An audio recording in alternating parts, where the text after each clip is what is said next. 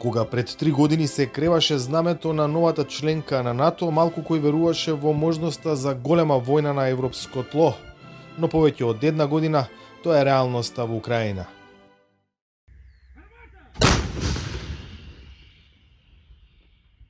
Руската агресија покажа колку е важно една држава да не биде сама, порача владиниот врв пред амбасадорите на членките на НАТО на 3 годишнината од приемот на Северна Македонија во Алијансата. In the capacity of a country that met its 30-year-long strategic goals. Како премиер на држава која ја исполни 30 годишната стратешка цел и веќе трета година е членка на НАТО, можам само да порачам дека е незаменливо чувството да не сме сами, да сме во семејството на демократски народи и држави кои функционираат по принципот еден за сите и сите за еден. Во услови кога светот во 21 век се соочи со целосно неразумна и недозволива агресија на Руската Федерација врз една суверена и независна држава, Украина, светлото е вперено кон НАТО. Земјава, како дел од НАТО и кандидатка која преговара за членство во Европската Унија, се приклучи на сите санкции воведени кон Русија, но истовремено и прати воена помош во Украина вредна околу 30 милиони евра.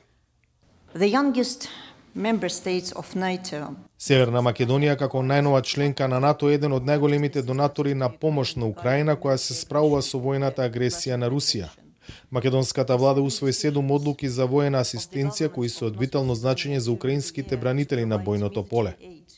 В среда, владата ќе носи одлука за нова воена помош за Украина, донирање на 12 борбени хеликоптери од типот Ми-24. Генералштабот дал позитивно мислење во анализата на барањето од Киев за асистенција во форма на хеликоптери. Ситуацијата на Западен Балкан, регион кој се смета за потенцијална цел на руски обиди за дестабилизација, била една од темите на средбата меѓу шефовите на македонската и албанската дипломатија.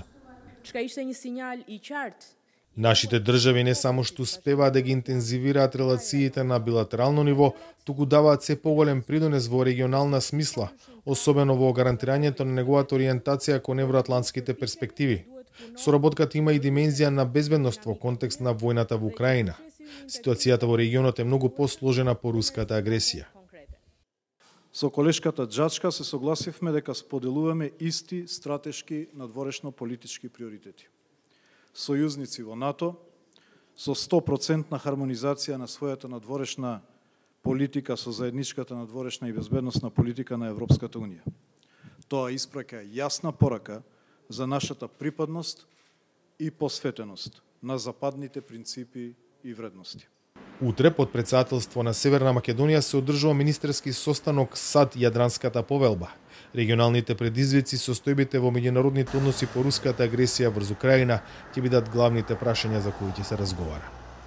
За Гласот на Америка од Скопје, Владимир Мирчевски.